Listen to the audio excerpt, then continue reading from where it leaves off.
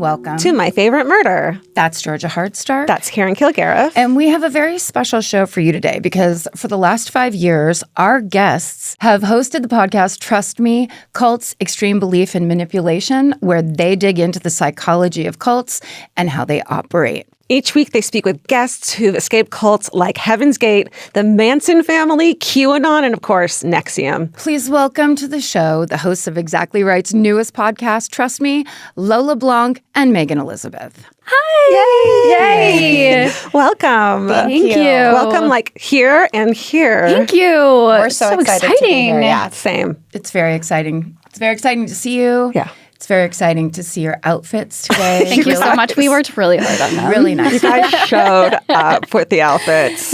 I love it. Yeah. That's so funny. I probably shouldn't say this because then I'm going to get a bunch of DMs, but you dropped into my DMs on Instagram and I knew your podcast and loved it. And you're like, we're leaving this network.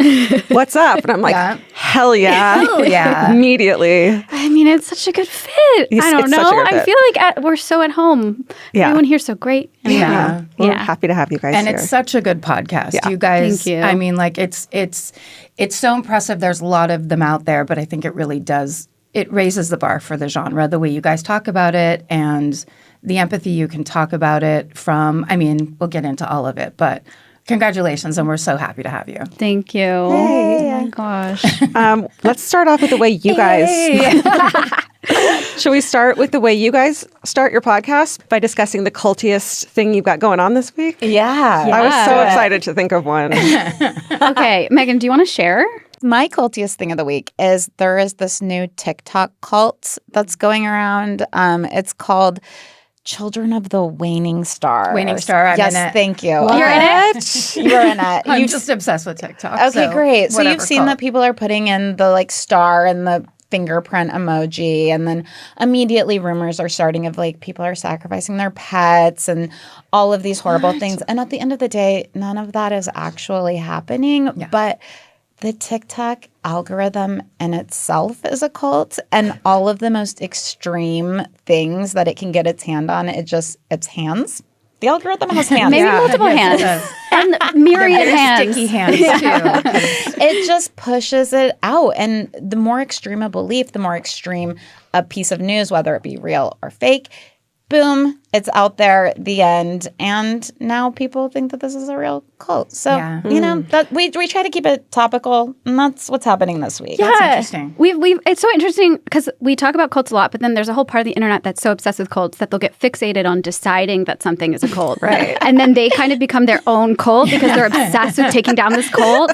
And a lot of the time it's completely exaggerated or just like taken out of context, you know, that kind of thing. And yeah. Yeah, it'll be like a small comment, and then that'll be the news story. It's Yeah. just Like the problem is the solution, not the problem. yes, exactly. You know? In this particular case, although we do see a lot of real online cults popping up left and right, which we get Yes, into there's a lot. so many. And it's so wild to start to understand that people live so much online these days that to someone like me who the internet started when I was in my mid-20s, so it's just like take it or leave it. But there's people who live on it constantly. So that idea of somehow suddenly following someone, being with them every day, like that getting kind of inundated by that is very common these days. Totally. Yeah, and we're in such a lonely. We're like at the peak loneliness Yeah. in America, like ever in history. So of course we're going to look online for community and for some source of identity. And there are so many hucksters out there ready and willing to sell you on something to provide that answer to you. Absolutely. Like podcasts. Yeah, for example. Yeah. The time is now. Lola, what's your cultiest thing? I'm kind of stealing it from Meagan, actually. Okay. So I'm always fascinated by the way that cults and authoritarian regimes love to limit evidence-based information. They like to attack science and make you basically stop believing in reality, and so that they can fit their own truth in there. We know that that's happening in the current Trump administration with 402 attacks on science. And there are a number of reasons for that, but actually connecting to that is a poem that somebody from Meagan's cult that she grew up in, which we will talk about, wrote, who has been accused of a lot of I'm not sure if he wrote it. He shared it. He shared it. Yes, but he's just been accused of acting inappropriately with minors. Oh dear. And the 2x2s, which is my cult, love a good poem. And by good poem, I mean bad Creepy ass poem. So go ahead, Lola. Okay, I'm only going to read the first half because this will take too long. But okay. If you know of a thing that will darken the joy of a man, a woman, a girl, or a boy, that will wipe out a smile or the least way annoy or be the thing they're hoped to destroy, the best thing to do is forget it. All caps. Oh. If you know of a thing that will sadden the heart or hinder any from doing their part or cause an old wound to sting or to smart, don't be the one to give it a start. Be the one who can forget it. All caps. All caps. It goes on. This whole time, I haven't needed to be on pharmaceuticals for my depression. Easy. You just forget your problem. Why is this the first I'm hearing about this? Damn it. Doy. Yeah. To me, it's just like, it's so fascinating because, of course, somebody who's been accused of something is like, well, don't think those negative thoughts. Right. Just forget it. Don't worry about the things that maybe make you uncomfortable or are very alarming or a crime. Just forget it. Forget it. Just because something rhymes doesn't mean it's right. And that is the rhyme as reason effect. That really is. Really? Yeah. Shut up. Tell me more. Oh, that's a cognitive bias. We're Foxy Noxie. Amanda Knox. Yeah. She talked about that on her show at one point. Oh my God. If the easier information it is to process, the more likely we are to believe it's true. So rhyming can actually make things feel more true. It's like the headline. If that's salacious, it doesn't matter what's in the article. Exactly. It's just like the thing that you see first is like the rhyme. If the glove don't fit, you must acquit. Yeah. Oh, I love that. We're full of things like that. Actual information. Right. Yeah. So What's that like? What's your cult thing? Okay, my cult, and you could also call it alcoholism probably, is rosé. It's weird how obsessed I've become with what it means to my day. I'm not trying to drink it all the time, but when I do, I feel like I'm having a better day. Yeah. And it's become, I don't even want any other alcohol. If there's no alcohol in the house, I won't drink it. But if there's rosé, does that sound like I'm drinking too much? Well, how much do you drink once you finally make the decision? Not like a can. Okay. And that's the other thing too, like a can of wine is... But listen, I used Diet Coke as my cultiest thing one week. And I already shared with y'all, you guys have a plethora of Diet Coke in the refrigerator here at this beautiful studio. Because we all belong to the cult of Diet Coke. We do. And I think that brands or things can become culty and they give us comfort. They give us we have this loyalty. Yeah. To it. Someone offers me a Diet Pepsi, I'm like, excuse me. Yeah, exactly. It just like says something about the user or the person who, it says something about me that I'm not. If I'm drinking a beer, that's one thing. If I'm drinking a rosé, to me, it's a totally different thing. I hear you. It's like, yeah. As someone who has never had alcohol in her life due to my Mormon upbringing, I cannot relate to this, but I like how it sounds. It looks good. And as someone who's no longer allowed to have alcohol because I've had too much of it, I also like how it sounds. It's all very, very familiar. Yeah. Well, I mean, because I couldn't decide because I think there's a lot of things I do in my life that are very culty or like I love to fall into a little rhythm and habit. That's like something I really can do and rely on. So then it's like, great, it'll be mindless. Every morning I'll have a vanilla latte or every blah, I'll do this and it'll get me through. But lately, and going back to TikTok, shopping for clothes on TikTok where there's no way the size is going to be right. There's no way the material is going to be what I want it to be or what the picture looks like.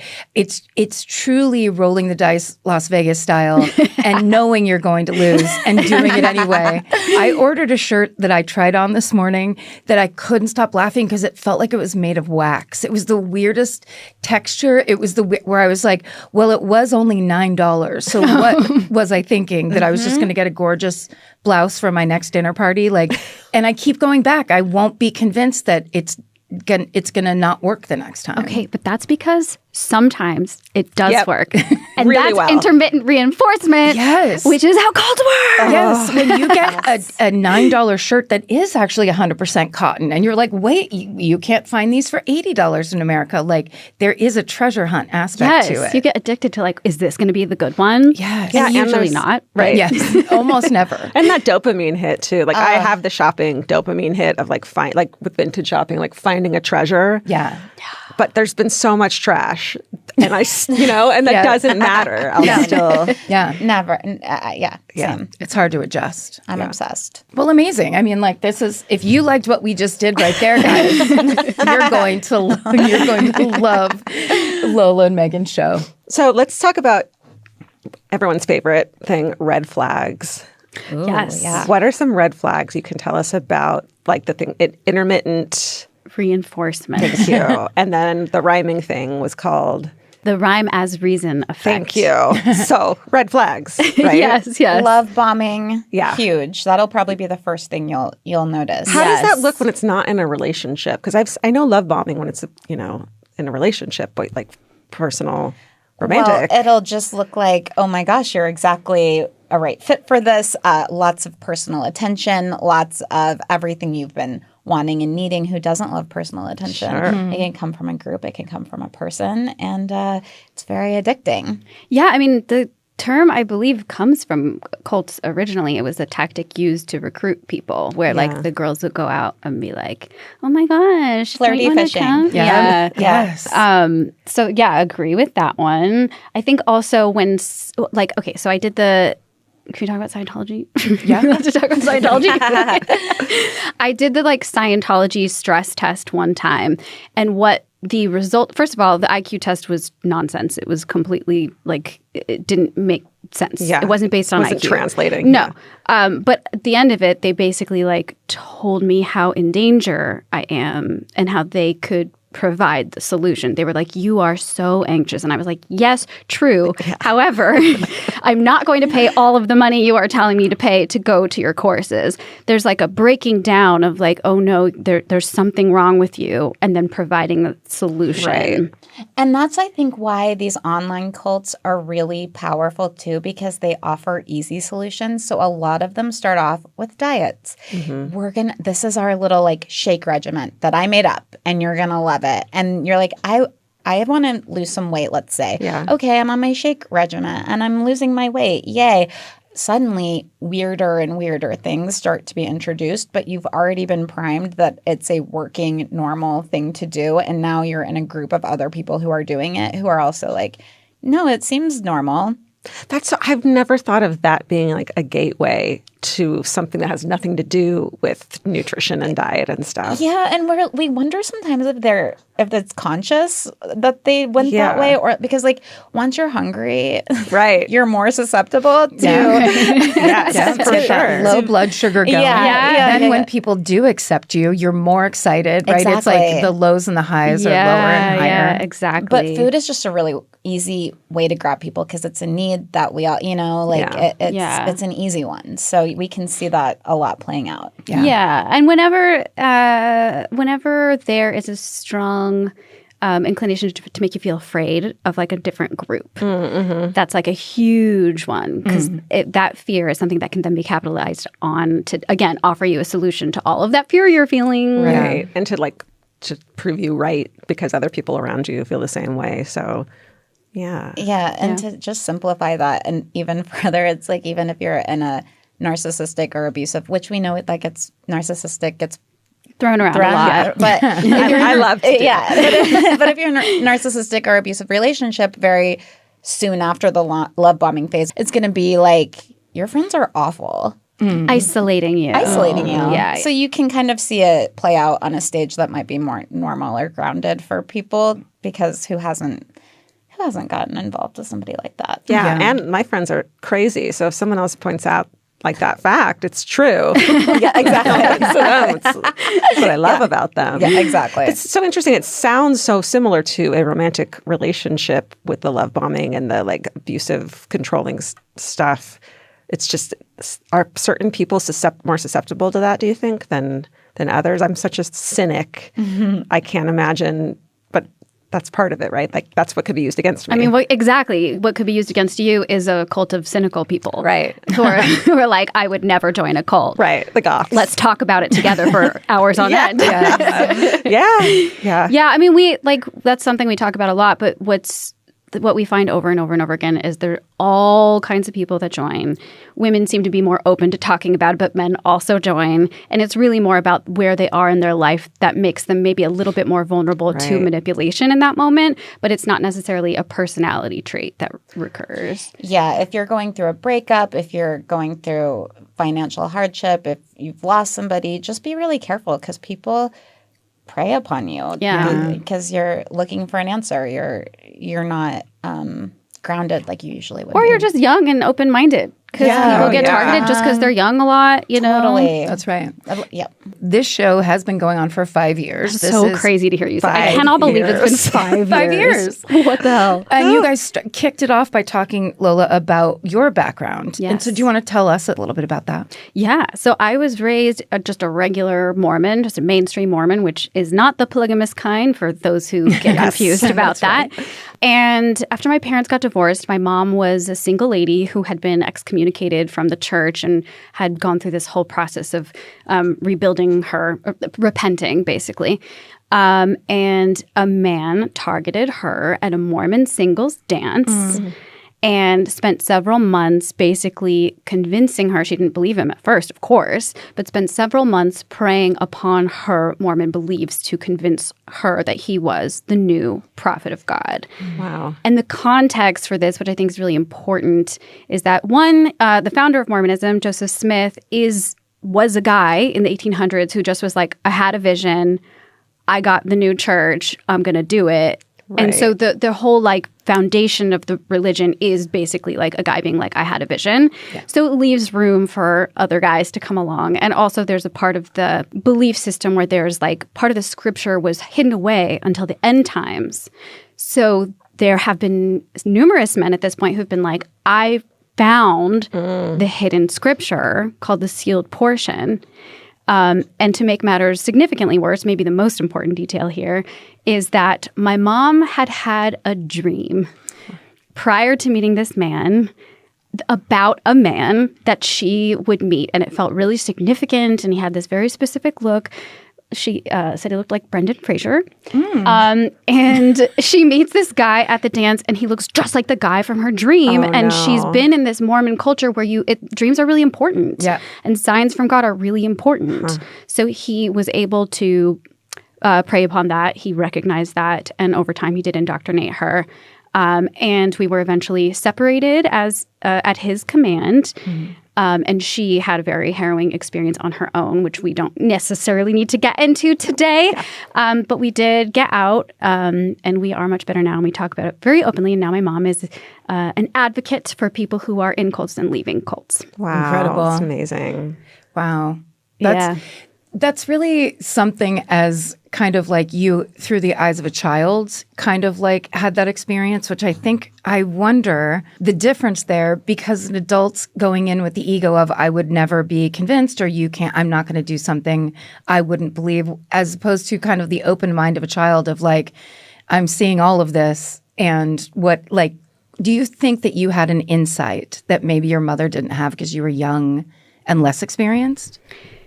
No, but I will say I had witnessed my mom. My mom is like just sees the best in everyone, and there are like certain just like antisocial personality types are really drawn to people like her. Mm-hmm. So I had seen a couple of people already kind of target her in the past. So I was skeptical of him at first, but I think it was just because of that experience. Yeah. And then the minute I like found their emails to each other about how he was a prophet, I was like, oh, sick, he's a prophet. This is so cool. We're chosen. Yeah. The prophet. Yeah. And then I was chosen by God too to like help bring about the end of days, So that was cool. Yes. Wow. And that's on our first episode that we ever did. Yeah. We go fully into that. With Yeah. What was the process of like extracting yourself and becoming your own person outside of that? Big question. Tell us step by step. Well, she actually, she was, what is the best way to phrase this? So there had been men that had come to where she was staying, where she'd been told to stay. And there was a man who had come there basically because the prophet was like, hey, you can go. There's this woman you can go take advantage of. He saw what she was living through and broke down crying and got her out. Oh my God. Which is not usually how things go. But he just felt so bad. He's actually still in our lives. Yeah. But after that, I mean, honestly, it was a years-long process. I mean, we didn't really talk about it for years. Like, it was just kind of something we pretended didn't happen. And then my mom started talking about it openly. And then she got her PhD in media psychology. And now we we've processed the fuck out of it. You know? That's amazing. That's incredible. But it took a long time. Yeah. That's great. And Meagan, do you want to talk about your experience? Sure. I wish it had been processed. It is not.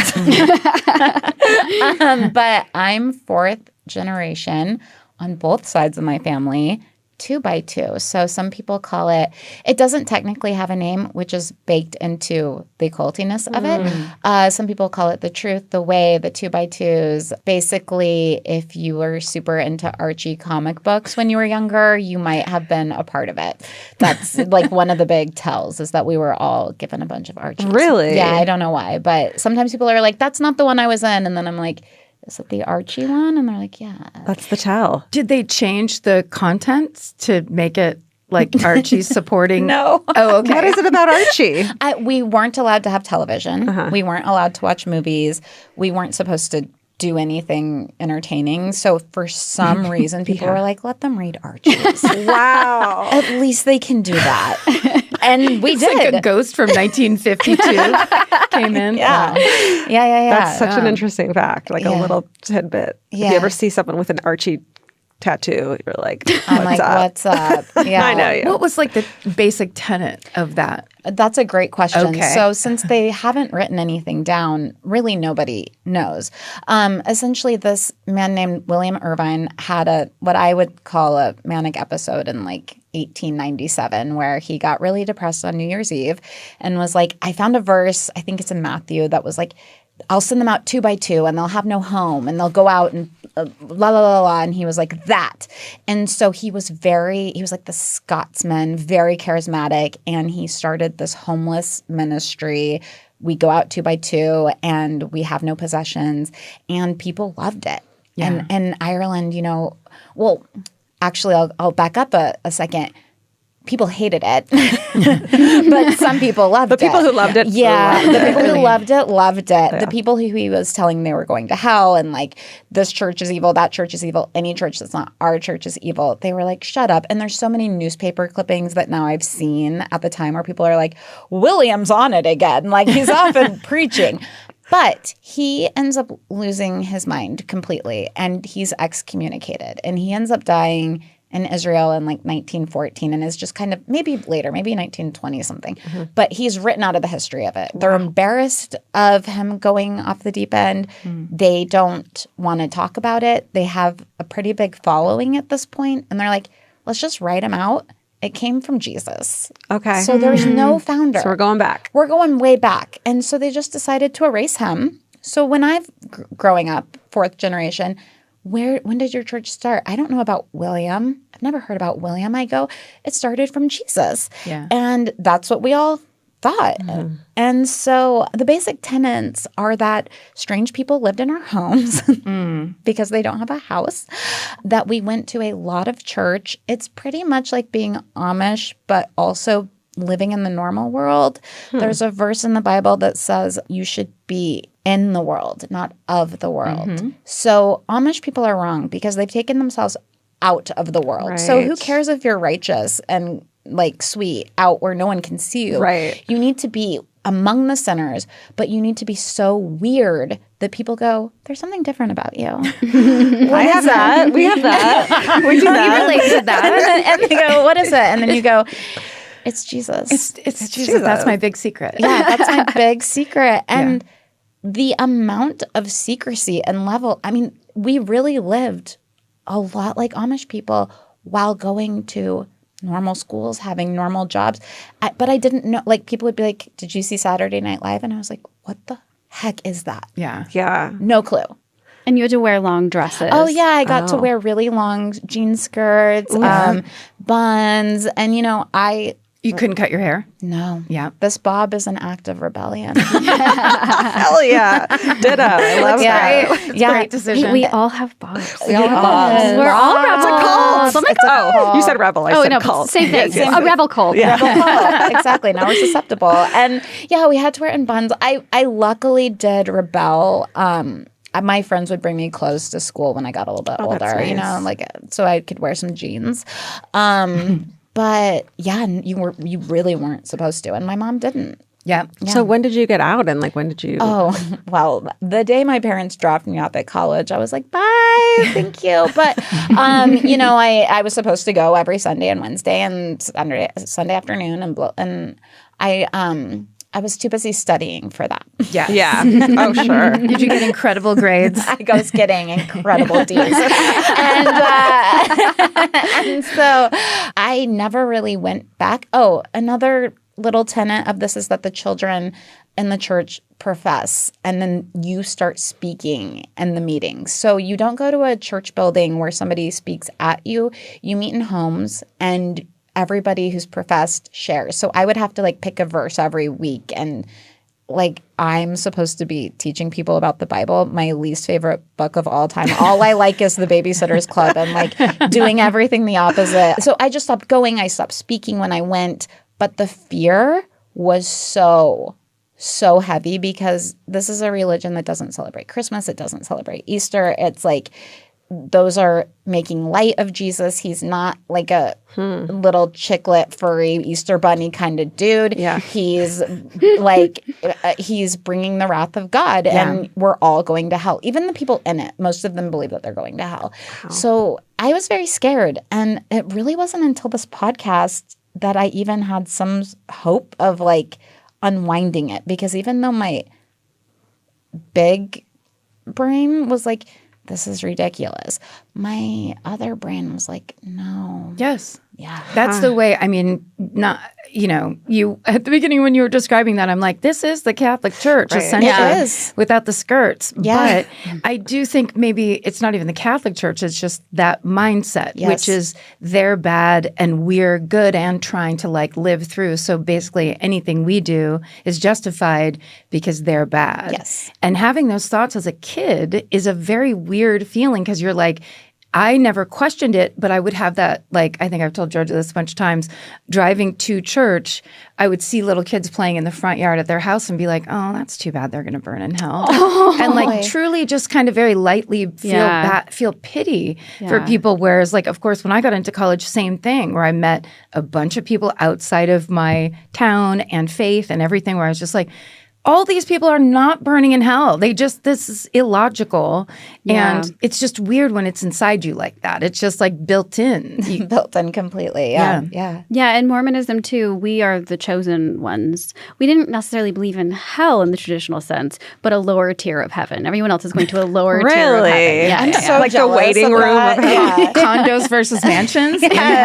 Or bottle service and VIP versus just like the regular club. so It's Get supposed your to be own. just like Earth. Like if you're a bad person, heaven is just like the normal world. But if you do the right way, that's a good ass heaven. Wow. But like just teaching kids in general that they can like being burnt is so painful, and teaching somebody that they can be like that for eternity, that's so mean. That's so mean. Like really stop it. If that's what you have to do to get children to believe in, or adults even, to believe in what you're preaching, that just seems a little bit like, I don't know if you can back that up then. You can't back that up. Yeah. Well, you don't have to back it up because it's a matter of faith. Faith. Yeah. No questioning. Yeah. Yes, exactly. So basically, do you both know, well, you just described it, the moments you had your doubt was essentially like you're saying being out in the real world. Mine when I was really little, I was like, no. She was a questioner. Yeah, really. I was like, I don't like it. But my problem was I was like super dyslexic. I had ADD, and I was from a family with very educated adults who had quote unquote high powered jobs, and so I was like, they're smarter than me, so I must be missing something. So that was kind of my experience. Oh, I've never heard you say that before. Yeah, cognitive dissonance, where I was like, Just doubting yourself, your own. If I can't read and this person's a surgeon, then they're probably right. Yeah. Right. So is your family still involved? Totally. 4 generations. That just is a hard thing to break, probably. They are, yeah. Wow. Yeah. And are you accepted? And I just got back from family vacation with them. Nice. I couldn't love them more. You know, a lot of people are pretty over it. There was just a very big exposure in the 2x2 system where if you have people staying in people's homes, that's like a vision board for pedophiles to get involved in the group. And they've been covering it up. And Another Catholic Church similarity. Yeah. yes, Wow. except that they're sleeping in your house for a week, you know, so you don't get that break. So a lot of people are just writing their 2x2 family members off. We're over it. I'm kind of going a different route. It's for each to decide. Yeah. definitely. Yeah. It's a very personal thing. Wow. That's incredible. Yeah, it's a wild time. Yeah.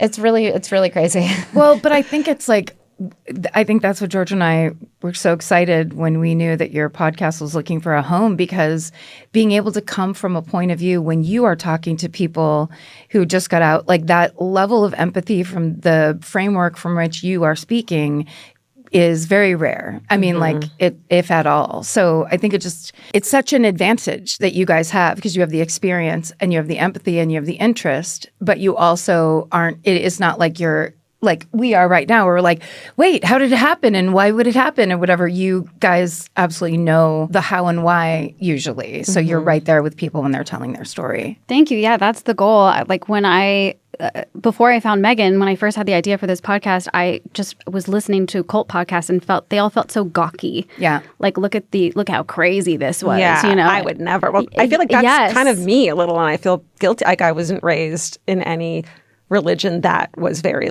was mandatory in any way. So it's so hard for me to understand that, and therefore I feel like I lack a little bit of the empathy that you guys A lot of people have. do. Yeah. Yeah. totally. I mean, one of my the things that originally made me think of it was I was watching a video about Jonestown and reading some of the comments, and all the comments were like, these idiots, you know, and I was like, no. Yeah. Especially because, you know, my mom doing so much advocacy in the cult world, I've met so many people who have advanced degrees, who are like wildly intelligent, you know, very successful, talented. Like it's just everybody is susceptible, and that was one of the that's the perspective we want to come from, is that like these are just human people. We're having conversations. Everybody's smart. Like there's nothing wrong with you if this happened to you. Yeah, that's so important. Yeah. So speaking of, in your premiere episode for Exactly Right here, you guys interviewed Akina Cox, who was raised in the Unification Church, which some people call the Moonies, which we've discussed many times on the podcast. Was there anything in that conversation that stood out to you or that was surprising to you? You guys have 500 episodes. Do you still get surprised ever? Yes. Well, we hadn't interviewed someone who'd actually participated in a mass wedding before, right? Because I don't think Steve did. No, he didn't get married that way. It's not that it was surprising to learn that it happened. It's just like so interesting to get the firsthand perspective of somebody who had been through that, and her parents as well. Wow. Yeah, because in San Francisco Bay Area, that would be on like the 7:00 news all the time, because the Unification Church really kind of posted up in San Francisco. There were so many people kind of left over from the 1969 kind of drug-addled thing. Right. And so they were picking people in the, I'd say mid to late 70s, it happened constantly. And I think it was part of the local news's way of saying, look out, or this is a group that you should be aware of or something. But they would show the footage of 10,000 people getting married at one time. And I remember just like sitting there and turning to my mom like, wait, what is this? And she was just like, the Moonies, like, you know, we know about them or whatever, but it's weird to me how much they put it in front of us at the time. Seemed to me to message that kind of like, look out, these people are around. I really needed somebody to do that for the 2x2s. Hopefully I'm doing that. Yeah, you are. Like, even if they did, 4 generations, like what could you have done? Exactly. And you did it. Yeah. But to your point, that's exactly like we need people to say, hey, look at what they're doing. It's weird. Otherwise, you're like, is that normal? I don't know. But when you're in it, it feels so normal. I know. And the physical abuse, she really shocked me with what they In the Unification suffered Church, in yeah. the Like from Unification childhood, she Church. was in there, and it was. Yeah, It's like it's like a ritual. It's part of the practice. I guess you guys have probably talked about it before. Yeah. Yeah, a little bit. Yeah. Yeah. So she really shook us up a bit. Also, she's so cool. Yeah, She's so funny. I floated us being friends in real life on the interview, and she was like, maybe. She's like, I'll put you on the list. Okay. Let me know. Let me know. Let me know when I'm in your group. Thank you so much. That's so funny. Yeah. I think one of the things about, publicizing the mass weddings and like while it's important to draw attention to stuff like that, it also can create a huge stigma around people who are still in the group. Yeah. Like an us versus them. Yes, kind like of. they're weirdos, Right. they're evil, they're bad. And we see that a lot where the people who are actually victims of the group are Exactly. treated as though they are perpetrators. Like they're coming out with shame. Yeah, immediately. and just, having family members who are still in or knowing people who are still in, the 2x2s who are wonderful people, it makes me feel really protective of them. And I absolutely, like we said earlier, understand being like, well, they just need to do their research. But you're just taught, like, don't look into this kind of stuff. Don't question. Like, if it's generations deep, it's deep. That's some serious indoctrination. It's really Yeah. deep. So, yeah, I just try to hold space for people who are in it. That's generous. And I just want to shout out something that's been going on with my mom, because we talk about this idea a lot of staying connected to people who are still in the group instead of shunning them. Right. Because there will be some media on this part of my mom's journey. But after her experience, she ended up moving to the FLDS town of Colorado City, where all the polygamists live, for those who don't know, and just was nice to people and was like an outsider who was like one of the first outsiders to just be nice to them. And through these relationships that she created, she ended up actually getting to know the new self-proclaimed prophet after Warren Jeffs went to prison, and ended up going undercover for the FBI. I didn't expect that. I didn't expect that turn. Because now she had earned their trust, and she had earned the trust of some of the victims of him who finally came out to her, and she was able to get them to tell their stories to the FBI. Wow. So it can be also just really powerful for actually helping people, Right, is that staying wouldn't connected have to them. happened. If she was just like judgy judge, Exactly. you're Yeah, wrong, let me exactly. help you out of this, it would not have happened. Yes, people who are in a group like that and are isolated from any outsiders, like, do need some connection, some safe connection outside of the group in order for anything to ever, Right. break. And I'm glad you brought that up, because do you know who else is being investigated by the FBI? Tell us. The 2x2s. Are they really? Did the FBI come to my house? They did. Shut up. Yeah, so that's good. Yeah. It Yeah, is. yeah. It's bringing attention and putting the authority figures who are actually the ones moving these perps around, secretly harboring money, that the spotlight on to them. So good. great. Could actually change something. Gosh, I hope so. And you're right. I mean, I think that piece of it of like, and we talk about that a lot in this day and age, in this political climate or whatever, where it's like when people feel so identified with a group that's so far over into one area, if they don't think they have anywhere to come back to, then there's no point in ever even trying to. Right. Because it's hard enough. I assume it's hard enough to leave, much less to leave and believe that everyone's judging you once you get out the door. Yes, there's got to be some support system or something. Yeah. Bridging that gap, and just, if it's not for you, that's fine. But we talked to, what was his name? Frank, who was going to dinner parties where people were just. Those are two different. You mean the white supremacists? Yeah, who was that? So Frank was the one whose boss was Jewish. He was the neo-Nazi. But our Derek Black, now known as Adrian Black, she was the one who was David Duke's poster child. Shut Who up. has denounced white supremacy and racism and is now, come out as trans. But she was invited to dinner parties by some Jewish friends. And over time, because she forged these new connections with people, it was like what broke through her ideology. Wow. Did they know who she was when they Oh, were yeah. invited? She was like on the radio. Like she had a radio program for white supremacy. And they were just being generous. Yeah, and one of my best friends, Avital, who I love Avital, yeah. it was her brother who was one of these people. Wow. Who tiny world. Yeah. Really small world. But it's all to say you don't have to have the dinner parties. Like some people are like, oh, No, I don't definitely not. Yeah, I don't Right. want to have that dinner party, Yeah. and I don't have the capacity to, and that's fine. But if you can have a dinner party, or if you can have a conversation, and it doesn't send you into a spiral, then that's great. It helps. Yeah, everyone is unique and everyone's role is different, and not everyone is destined to pull people out of cults. Like, No, I would say maybe leave it to the people who are really good at dinner parties, really good at small talk,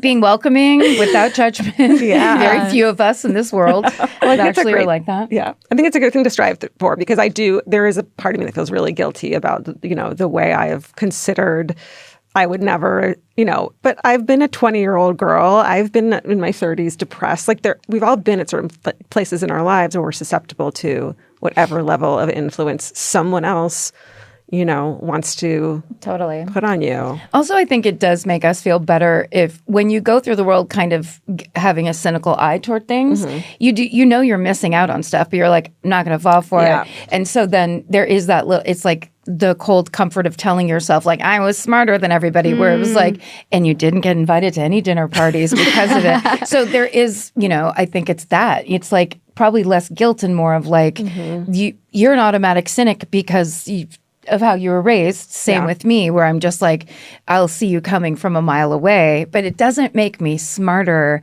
because every human being has the kind of needs that if you're not getting those needs met, any old group can come along and be like, come be in our band. And then, exactly. Right? Yes. yeah. Exactly. And like Meagan, we have very different sensibilities Yes. in our lives. I'm a scientist of the metaphysical.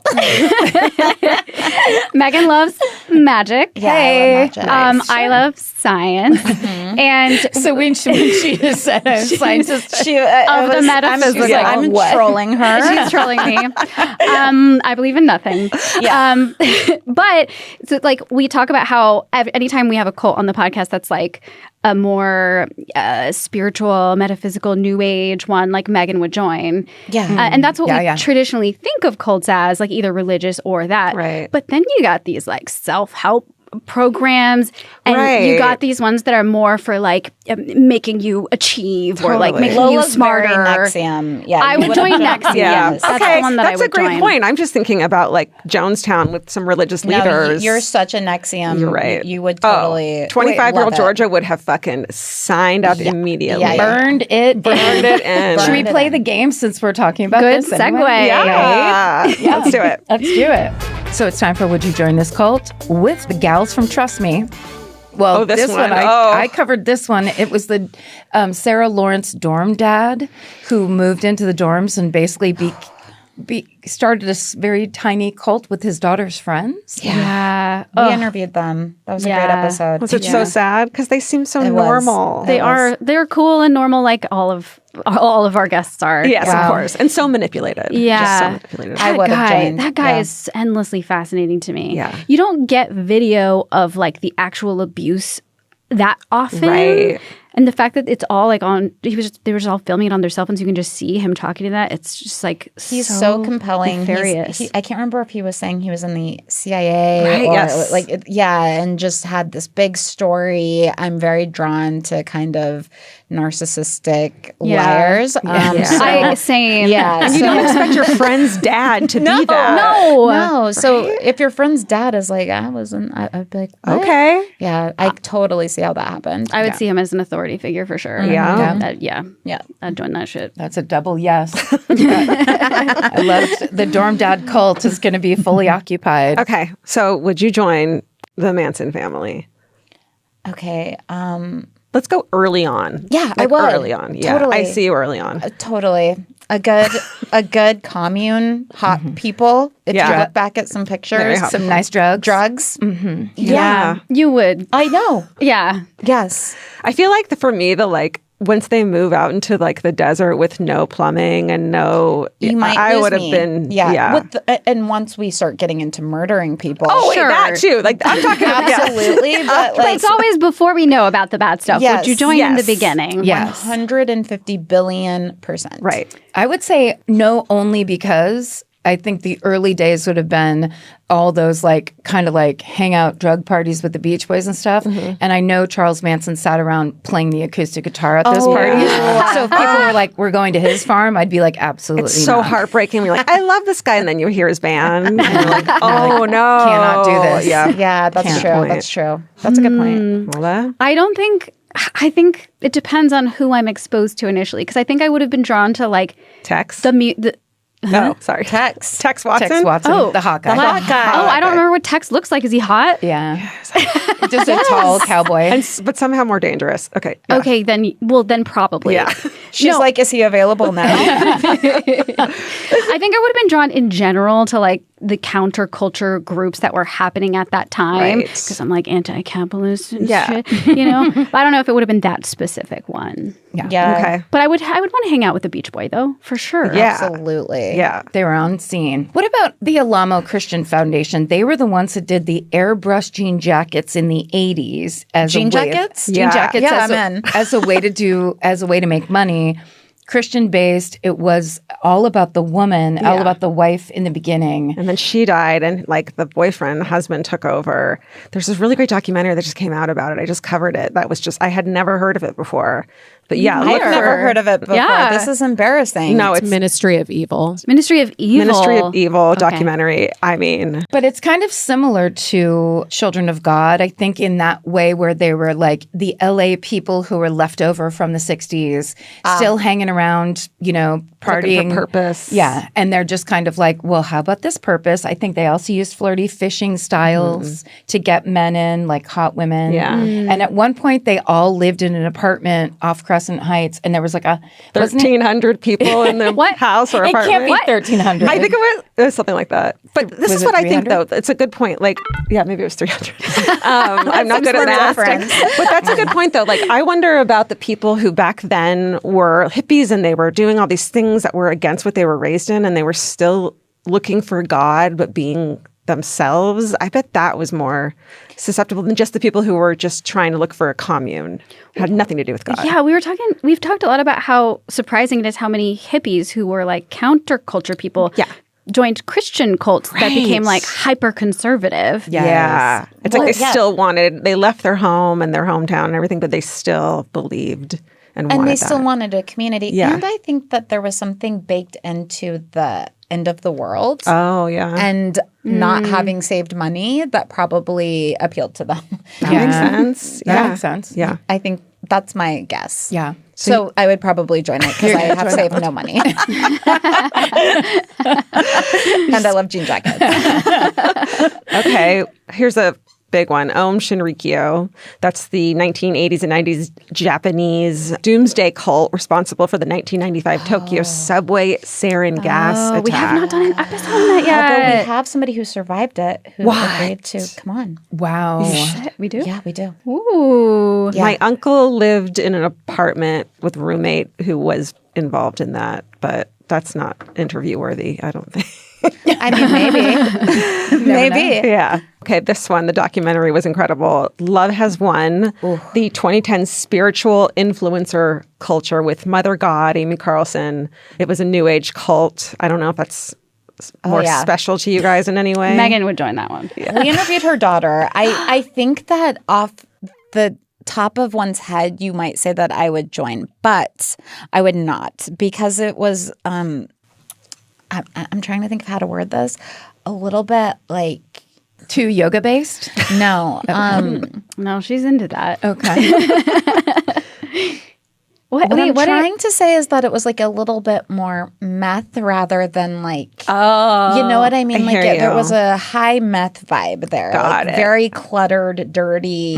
Oh, that's true. Stay That's up all true. night. Yeah. But wasn't it just the one guy?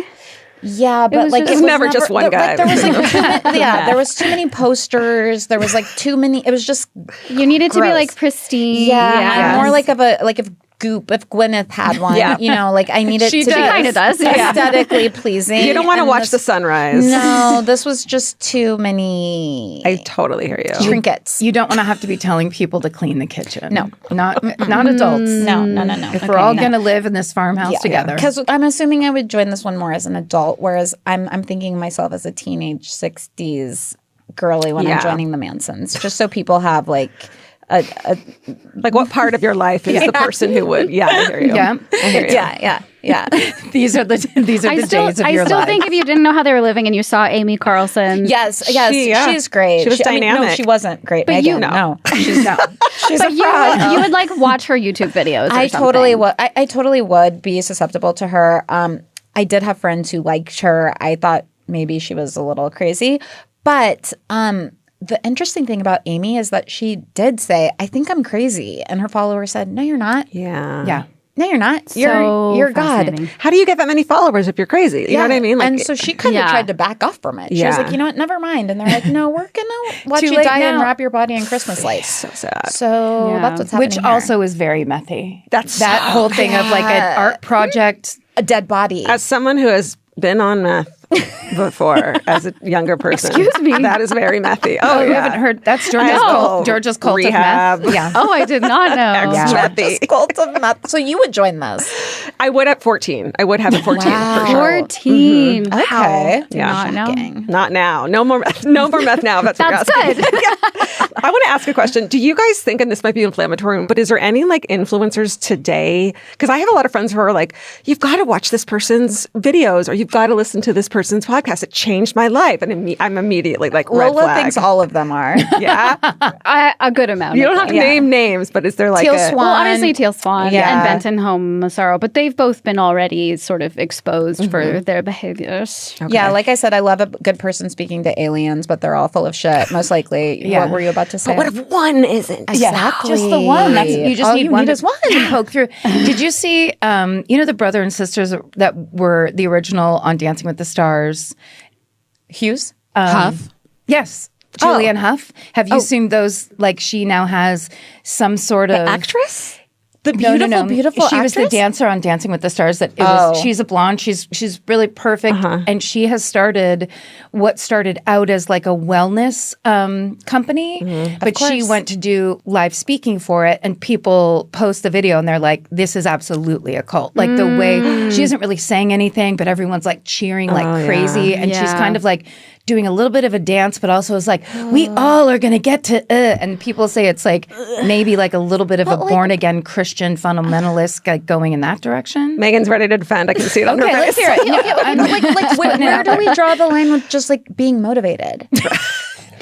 I mean, I think it bolero hats, right?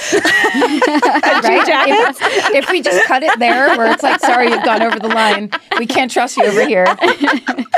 Yeah, I mean, yeah. I just have an allergy to the level of certainty that a lot of these people use Yes. in how they speak. Yes. And like a certainty about things that like nobody has certainty on. You know what I I mean? love that. And like a lot of the people who are selling supplements, for example, like are there any real scientists on the board of their Right. company? And even if they Usually are, not. the FDA is not checking it out. Right. Yeah. And what's tricky is that so many of these people will have videos that have really good advice. Yeah. Like it's not black and white. I hate Jordan Peterson. He's got a couple good videos on relationships. You know what I mean? Yeah. Teal Swan has a couple good videos on relationships. So it doesn't mean that there isn't some value in like some things that they'll say, but like how certain are they talking and what do they actually know about that subject? And are you going to other sources as well for your information? It's almost like it has to have some solid information at Must. base, right? Because it has to grow Must. from somewhere. Yes. So you're like, this is a person that is giving me this kind of insight. If there was no real insight, you wouldn't stay. Exactly. So you're getting a little more of that, like, how can I be on the grind that Julianne Hough is on? Yeah. And, get my eyes real wide. Yeah, and that's why arguing with them is so annoying for both of you, because they have the nugget of truth that they're trying to get you to see, and you see the mirror of lies and that you're trying to get them to see, and you both can't. And yours is probably harder to explain than theirs is. Theirs is just like, Exactly. I just do believe it. And you're like, but how about This and science? this and this. Yeah. And this. Yeah. Yeah. But I remember making those same arguments when I was like still very much a Mormon. I was like, no, but I know. Yeah. Yeah. And like random people in high school would be like, yeah, but how do you know? And I'd be like, I just know. Wow. Yeah. And you feel bad for them, or you just like didn't? I felt bad for them, and I also felt attacked by them. Yeah, of course. Yeah. Well, you were. That was the attack. Yes. We were both seriously bullied. Fair enough. Hence podcasting. Yes, exactly. This is how we all got here. Should we each pick one of these? Which one? Pick one that you'd should be we pick in. our final cult pick? I don't know. Do you guys do that? Do on we yours? have different cards or the same cards? I don't know. What do you have? What's your last one? You have different cards. I haven't seen Oh, it. are we asking them if they would join a Yeah, cult? wait, Sure. should we? Yeah. Oh, this one's good. Haven't we butted in on all of these? Okay. Weren't we already Pick a doing favorite. Let's pick a favorite. You or us? You both of you all guys, of us, you yeah. guys go ahead. Yeah, How you about guys that go. one? Yeah. Okay. Hoyt Richards is a friend of mine who we did an episode on him. He was a supermodel, a male supermodel in the 90s who was modeling with all of the iconic supermodel women. Mm-hmm. He got drawn into a cult in the 90s and early 2000s. And it was all these like successful people. Would you join a cult full of supermodels? Of course. A beautiful people's cult? Isn't that what everyone is trying to do every day of their lives? Right. It's Yeah. like, when will I get my phone call? Right. Yeah, he did end up getting so supremely isolated, and they made him give up his career, and he escaped like in the night from this compound. His story is absolutely crazy. Wow. But like Hoyt's hot, and It's hot. Beautiful people know more than we do, right? Sometimes. Maybe. They must. What about, would either of you guys join Heaven's Gate? I think early on I would have. Yeah. why? The alien thing, I think it's just fascinating. And like, it never got so big that it was like a compound. It was a compound, but it never got so big that it felt like anonymous. You were just part of this spaceship thing. I mean, maybe in my 20s, you know. Are you into aliens? Is that your thing? I want to be proven wrong. I want to be like proven that aliens exist because I don't believe in anything. But, I also find aliens very exciting. yeah. Or what about a ghost one? A ghost cult? Is there a ghost cult? Is there a ghost You can't just make up cults. Not when the Trust Me gals are on. Okay, I'm officially starting my cult today. I don't feel like I know of a ghost cult. There's a cult where somebody channeled somebody dead. Okay. Well, yeah, but like I want to be haunted. Like it is Yeah. a goal of mine to be haunted since I don't believe in anything. it's exactly how I feel about Okay, aliens. Yeah. great. Like I want Yeah. to be proven. This is the beginning of a horror movie that I want no part of. Okay, we're gonna come back in a year, and I'm gonna be an alien, and you're gonna be a ghost. No, Wait, that means I'm dead. I honestly remember seeing somebody from Heaven's Gate on the news that lived. One of those people that like stayed behind. yeah. And he had Maybe this- who are Frank, was it Frank who was he the Not website sure. guy? Who like there was like they left behind They someone all who knew were, I how to think. work You the watched website. a lot of news, P.S. Yeah. I am older than everybody. I'm a child of the 70s. And my parents watched 6 and 7 o'clock news. Wow. And then Jeopardy. So I just had to sit there powering through because I wasn't going to stop watching TV, whether it was No. news or Any TV, yeah. No, I didn't care. So then I just had a lot of questions. But that one, I just remember when that happened, it was so shocking. And it was like early 90s, Yeah. right? Yeah. Like 90 or 91. And there was just an interview with one of the guys that was left behind. And they asked him, why did you join? It was like, this is so crazy. Why would you join this? And he was just like, I don't know, I have nothing else to do. And it was like he had kind of like low-grade depression and just was like, I just don't see what else there is to do.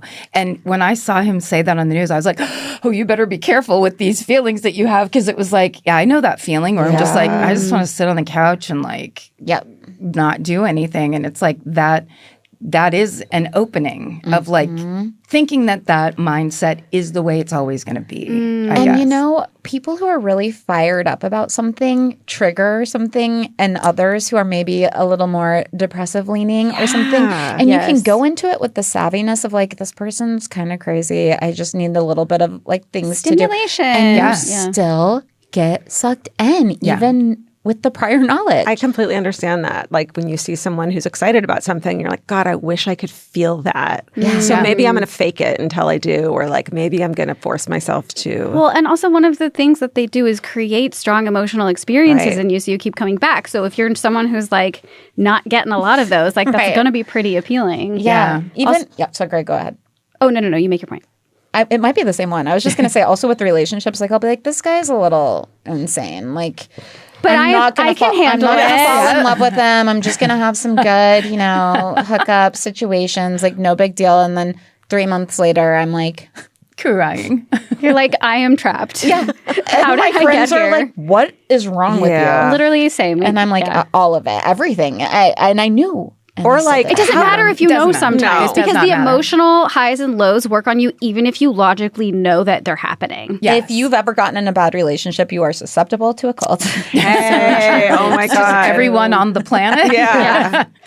Everyone, Wow. some people have secure attachment styles. No. Tell them to. Not anyone listen to this podcast. Never seen it. Thank God, because seen it. those are not Never our seen it. people. That's a ghost. Also, shout out because Frank Lyford was the Heaven's Gate survivor that we had on our Oh, cool. podcast, and his story is incredible Unbelievable. and very, very That heartbreaking. makes me happy to hear. If it is the same guy, it makes me happy to hear because he okay. clearly was into something. He stuck around with us. Yeah. Like it didn't, Amazing. Yeah. what he went into. And that's also a thing of like being young and making that decision, such a final decision, traumatic for a survivor, all of those things where it's like, yeah, can you picture maybe in 20 years you will not feel like this? Well, And no, and that's one of the things that the apocalyptic thinking is so powerful and staving Effective, off. And yeah. like the 2x2s in particular, when we're all groomed to want to be workers, that's what it's called when we grow up. That means that we don't have any possessions, we don't get married, we're celibate,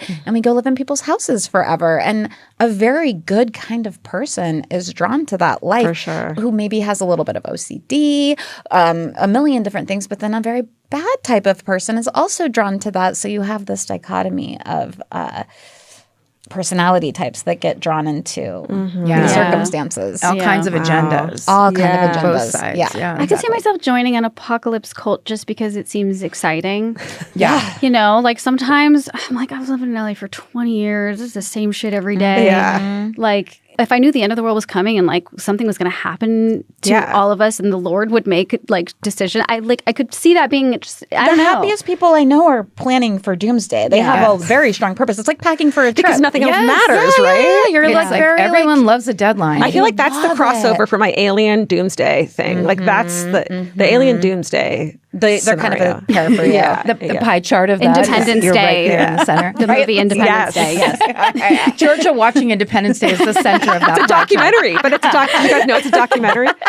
Mars Attacks? I don't Mars know. Attacks. Yes. Oh my God. No, that's a good point. That's a good point. And to that good point, like as I joked about earlier, like I don't have a savings.